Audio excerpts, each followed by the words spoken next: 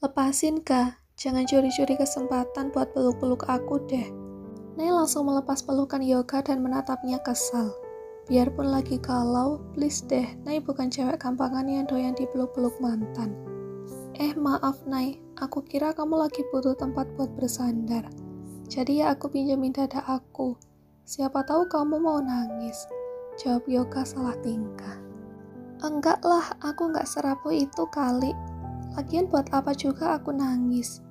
Nay mendengus lalu pergi meninggalkan Yoga begitu saja. Gengsi untuk berterus terang tentang perasaannya sekarang. Malu juga karena sudah berkali-kali menolak Yoga dengan alasan cinta dengan Araf. Tapi lelaki yang dicintainya malah masih terjebak dengan masa lalu. Nay lalu melangkahkan kakinya menuju kelas. Batal untuk pergi ke kantin seperti niat awalnya tadi. Rasa laparnya seketika hilang. Mikirin Ayang yang sebentar lagi jauh dari jangkauan. Melesat sampai ke Merkurius. Dan tak mungkin Nay susul jika tidak mau terbakar oleh yang namanya sakit hati. Tapi mau mencoba baik-baik saja pun percuma juga. Seharian ini Nay bawaannya bad mood. Dia kepikiran sikap Araf yang pagi tadi kelihatan berubah. Jadi terkesan cuek dan mengabaikannya. Saat sarapan Araf hanya fokus pada makanannya. Itu pun kelihatan tak terlalu berselera. Dan saat mengantar Nay seperti biasa, Araf main melajukan motornya begitu Nay turun dan menyerahkan helm. Padahal biasanya juga Araf selalu menyodorkan tangannya untuk Nay salim. Apa perubahan dadakan kayak tahu bulat 500-an itu karena si Saraf udah tahu soal Jika yang masih hidup? Atau jangan-jangan dia habis teleponan sama sang mantan semalam makanya pagi-pagi mukanya kusut kayak cucian belum disetrika gitu? Batin Nay bertanya-tanya. Karena terlalu sibuk mikirin Araf, jadilah selama sisa jam pelajaran di sekolah Nay kebanyakan bengong. Bahkan dia sampai kena tegur guru mata pelajaran terakhir karena saat namanya dipanggil untuk mengerjakan soal di papan tulis, Nay malah diam saja sambil menghembuskan nafas. Nay, kamu baik-baik aja? Tanya Yoga yang sudah berdiri di samping meja Nay begitu jam pulang sudah tiba. Nay yang baru saja merapikan alat tulis dan memakai tas ransel merah jambunya menatap Yoga sekilas. Lalu dia beralih menatap ke Dita. Teman sebangkunya itu entah kenapa sedang menatap Nay dengan tatapan menyelidik. Lagi mikirin apa sih Nay dari tadi? Kayak berat banget beban hidup kamu. Mikir bayar uang ujian dan perpisahan. Tanya Dita ikutan kepo. Nay menatap kedua orang itu bergantian lalu menarik kedua sudut bibirnya. Menunjukkan senyum yang ketara sekali dipaksakan. Nay sudah paham kalau Dita pasti selain kepo juga sedang caper kepada Yoga dengan ikut-ikutan bertanya soal keadaan Nay. Aku balik duluan ya, ucap Nay tanpa menjawab pertanyaan kedua orang itu. Aku anter ya Nay, aku takut kamu kenapa-napa, misalnya pingsan di jalan. Cegah Yoga sambil memegang tali tas Nay. Tadi hampir saja dia keceplosan memanggil Nay dengan sebutan Yang ada aku bakalan kenapa-napa kalau kamu anterin. Kalau enggak Pak Araf yang marah. Ya fans kamu nanti yang bakalan ngeroyok aku. Mending aku pulang sendiri. Batin Nay sambil melirik Yoga. Gak usah Kak, makasih. Aku bisa pulang sendiri. Aku gak mau ngerepotin. Mungkin kamu bisa anterin yang lain. Jawab Nay sedikit basa-basi karena tak mau anak-anak yang masih di kelas dan sedang menatap mereka merasa curiga. Aku mau kok Kak diantar kamu. Daripada kamu nganter si Oncom tapi Oncomnya ogah. Mending sama aku aja. Jessica sudah menghampiri Yoga dan menawarkan diri dengan antusias. Anterin aku aja Kak. Kebetulan sopirku lagi sibuk anterin mamaku shopping. Jadi gak bisa datang buat jemput. Tambah Nadia.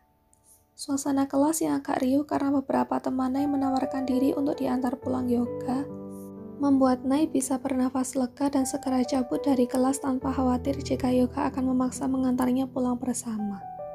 Lagi pula, saat teman-teman sekelasnya pada curiga dengan sikap Yoga yang kadang-kadang terang-terangan mendekati Nay, dan menyatakan tentang hubungan Nay dan Yoga yang sungguh membuat mereka kepo.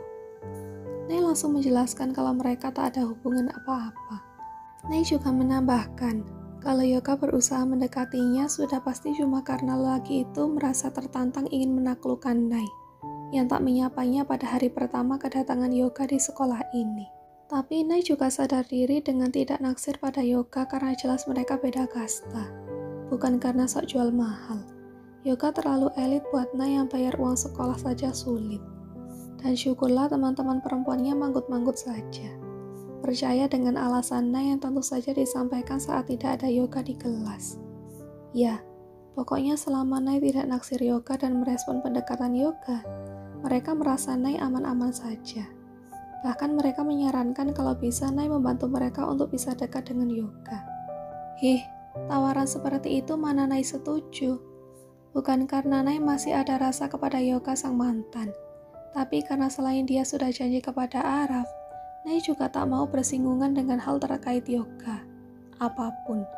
Lagi pula sudah rugi contekan PR, masa iya Nay harus bantu mereka dekat dengan yoga? Usaha sendirilah. Sambil keluar kelas, Nay memesan ojek online. Dia sudah memutuskan untuk tidak mengganggu Araf di tempat biasa dan pulang bareng lelaki itu. Nay mau pulang saja ke rumah orang tuanya. Empat banget jika harus melihat Araf di saat mood Nay sedang benar-benar anjlok begini. Nanti yang ada dia bakal kelepasan ngereok seperti kemarin. No, Nay tak mau ada drama. Untuk saat ini, dia sedang lelah hati dan pikiran. Jadi menghindar sejenak dari Araf juga tidak ada salahnya. Malahan harus, kudu, wajib. Sementara itu, Araf yang sudah meninggalkan sekolah dan datang ke tempat biasa bingung saat tak mendapati Nay. Tadi saat melewati kelas Nay, dia tak mendapati istrinya ada di sana. Jadi Araf pikir Nay sudah menunggunya di sini. Sayangnya Nay tak ada. Bahkan setelah ditunggu selama 10 menit pun gadis itu tak juga kelihatan batang hidungnya. Nay kemana sih? Di kelas sudah nggak ada. Tapi dia juga belum muncul-muncul sampai sekarang. Gumam Araf yang merasa khawatir. Takut Nay kenapa-napa. Araf lalu merokok sakunya dan mengeluarkan ponselnya. Dia mencari kontak Nay dan mencoba menghubunginya. Tapi baru juga mendengar suara tut-tut sebanyak 3 kali, panggilan itu terputus. Loh, kok di-reject sih? Tanya Araf bingung. Nay, kamu di mana sekarang? Kenapa kamu nggak ada di tempat biasa? Kamu masih di sekolah apa gimana? Terus kenapa telepon saya nggak diangkat? Araf mengirimkan banyak pesan kepada Nay yang seketika langsung centang 2 biru. Tapi anehnya, Nay tak kunjung membalas pesannya. Hal ini tentu membuat Araf jadi berpikir tidak-tidak dan kembali mengirim pesan kepada Nay. Nay, kamu baik-baik aja kan? Kamu nggak diculik kan pas lagi nunggu saya di sini? Nay, balas dong pesan saya kalau kamu memang baik-baik aja. Jangan bikin saya khawatir. Araf memegang ponselnya dengan gelisah saat pesannya kembali centang 2 biru. Tanda sudah dibaca. Dan 3 menit kemudian, tampak Nay sedang mengetik pesan balasan yang membuat Araf menahan nafas, sambil berdoa semoga istrinya itu tidak kenapa-napa. Aku baik-baik aja, Pak. Setelah membaca balasan dari Nay, Araf langsung menghubungi istrinya itu. Nay, kamu di mana sekarang? Tanya Araf setelah panggilan tersambung. Aku lagi di rumah orang tuaku, Pak. Kenapa kamu pergi ke sana nggak bilang-bilang saya dulu? Dan kenapa nggak nungguin saya dulu? Malah main pergi sendiri. Tanya Araf dengan suara meninggi efek khawatir. Terdengar hembusan nafas Nay di seberang sana. Tapi tak ada jawaban apapun dari gadis itu. Membuat Araf merasa bersalah karena tanpa sadar sudah memarahi Nay. Ya sudah, saya kesana sekarang, ucap Araf kemudian. Nggak usah, Pak, tolak Nay cepat. Kenapa? Tanya Araf bingung. Pokoknya Papa nggak boleh datang ke sini, tegas Nay, lalu mematikan telepon secara sepihak. Araf terdiam menatap layar ponselnya yang sudah menggelap. Bingung kenapa Nay tiba-tiba begitu.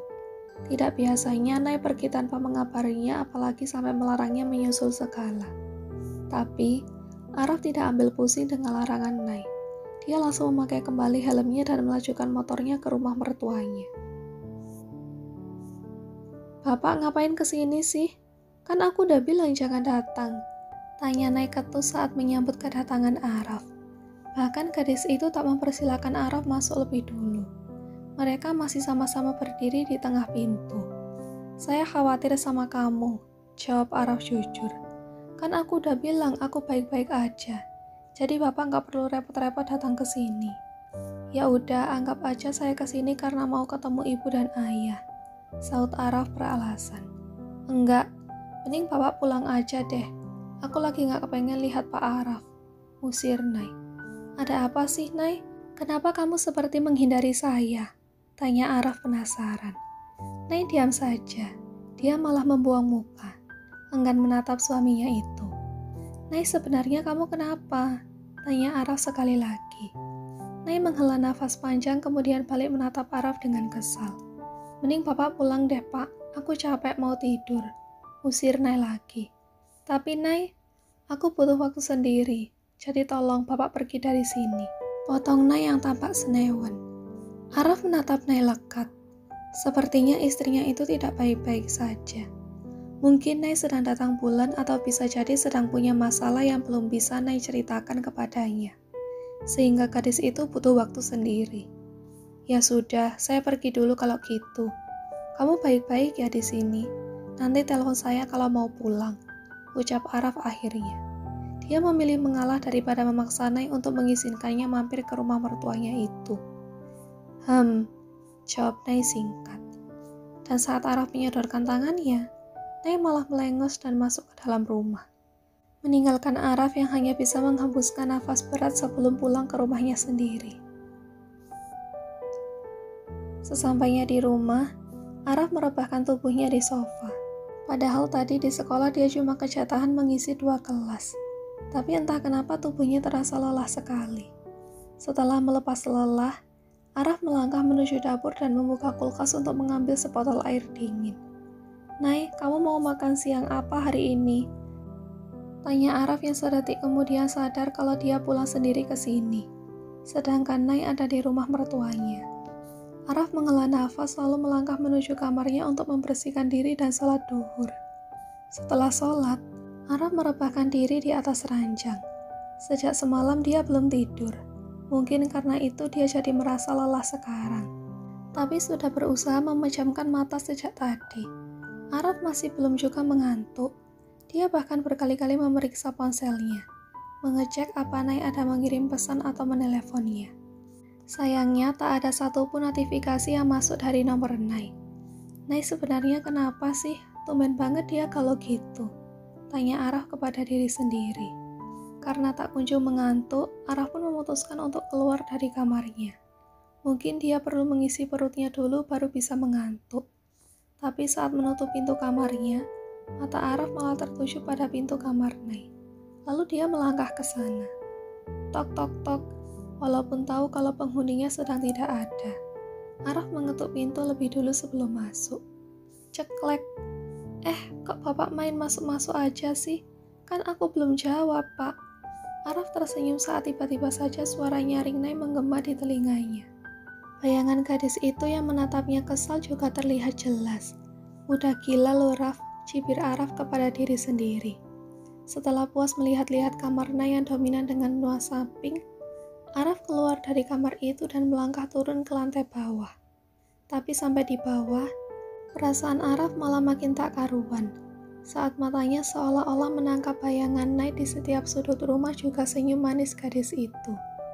Ya, selama ini Araf sudah biasa dengan Nay yang cerewet dan periang. Kehadiran gadis itu juga secara tidak langsung membuat hidup Araf yang monoton menjadi lebih berwarna. Jadi saat Nay menghindarinya seperti ini membuat Araf merasa ada yang hilang. Rumah yang biasanya ramai dengan celoteh Nay juga terasa sangat sepi. Merasa berdiam diri di rumah hanya akan membuatnya stres. Araf mengambil jaket kulit dan kunci motornya. Setelah itu dia pergi meninggalkan rumah untuk makan siang di luar. Daripada dia harus makan sendiri di rumah. Hal yang sebenarnya sudah biasa Araf lakukan sebelum menikah dengan Nay. Setelah melajukan motor selama kurang lebih 30 menit, Araf sampai juga di Cafe Ardan. Dia memesan spaghetti dan juga lemon tea. Sambil menunggu pesanannya datang, Araf mengedarkan pandangan. Hari ini tak banyak pengunjung yang datang. Dan satu hal yang baru dia sadari adalah tempat yang dia duduki sekarang adalah tempat di mana dia duduk bersama Nay waktu itu, saat Araf mengajak Nay untuk menikah dengannya. Araf bahkan masih bisa mengingat apa saja yang mereka bicarakan waktu itu, dan melihat ekspresi kesal bercampur putus asa di wajah Nay. karena tak berdaya dengan ancaman Araf agar Nay mau menerima tawarannya. Lebih tepatnya paksaan untuk menikah dengan Araf. Mengingat itu membuat Araf senyum-senyum sambil geleng-geleng kepala. Kayaknya otak lo udah konslet, Raf. Nggak di rumah, nggak di sini, selalu aja Nay yang ada di otak lo. Batin Araf sambil menertawakan dirinya sendiri. Araf lalu bangkit dari kursinya bertepatan dengan pelayan yang membawakan spaghetti dan lemon tea yang tadi dipesannya. Makannya buat Mbak aja, ini uangnya ya Mbak, ucap Araf kepada si pelayan sambil menaruh uangnya di meja. Setelah itu, Araf langsung pergi meninggalkan sang pelayan yang hanya bisa menganga mendengar ucapannya. Saat ini dia sudah rindu berat ingin menemui Nay.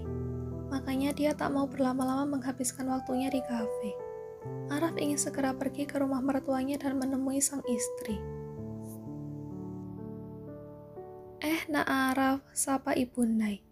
Araf tersenyum lebar. Dia sempat khawatir jika Nay yang menyambut kedatangannya dan mengusirnya seperti tadi. Tapi untung saja kali ini ibu mertuanya yang membukakan pintu. Nay mana Bu? Tanya Araf setelah menyalami tangan Ibu Nay. Nay di dalam, yuk masuk. Iya Bu. Araf lalu masuk ke dalam bersama ibu mertuanya. Kok datangnya gak barengan sih sama Nay? Tanya Ibu Nay. Hehehe, Araf tadi ada urusan bentar Bu.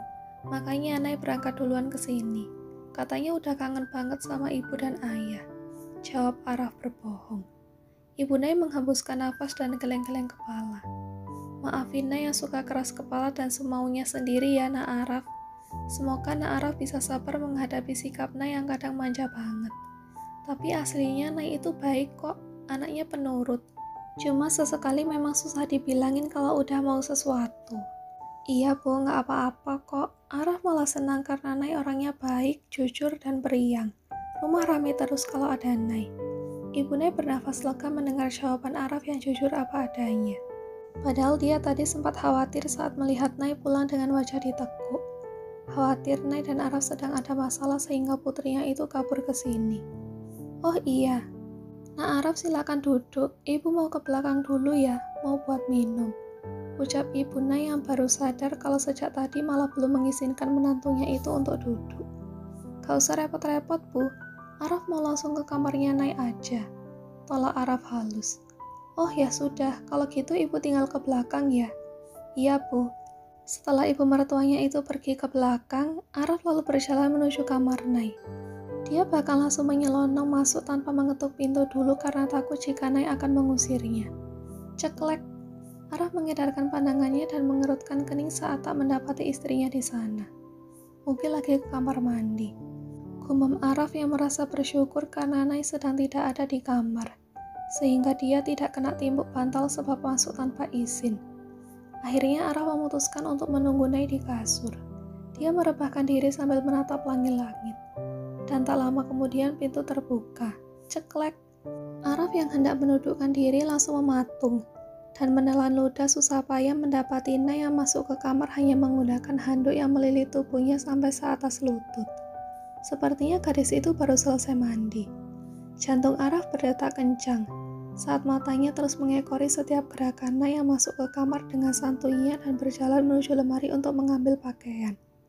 Sepertinya Nay tak menyadari kehadiran Araf, karena sekarang gadis itu sedang cap-cip-cup memilih pakaian mana yang hendak dipakainya dengan malas-malasan. Gelek, tenggorokan Araf terasa makin kering.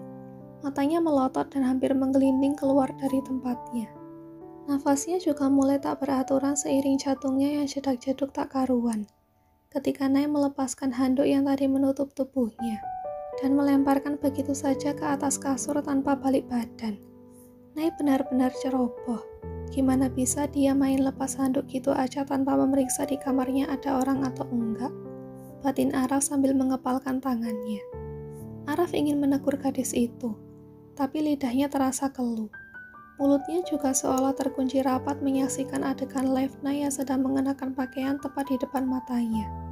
Walaupun dengan posisi membelakangi Araf. Maka nikmat Tuhan mana yang lagi kau dustakan? Araf merasa tak perlu menegur Nay. Buat apa juga? Mereka sudah menikah. Jadi tak berdosa jika Araf melihat tubuh sang istri. Harusnya dia bersyukur karena bisa menikmati pemandangan seindah ini yang mubazir jika sampai terlewatkan. Jadi Araf membiarkan saja Nai sampai selesai berpakaian.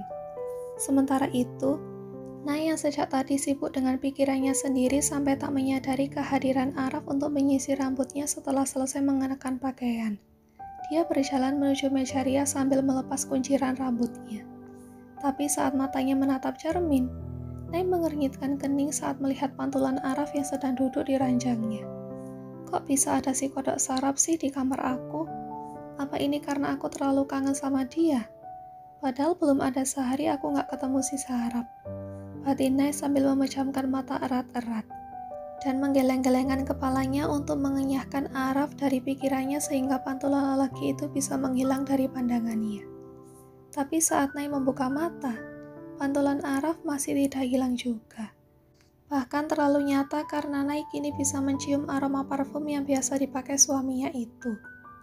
Nai mencoba menggeleng-gelengkan kepalanya dengan kuat bahkan sambil mengetok-ngetoknya.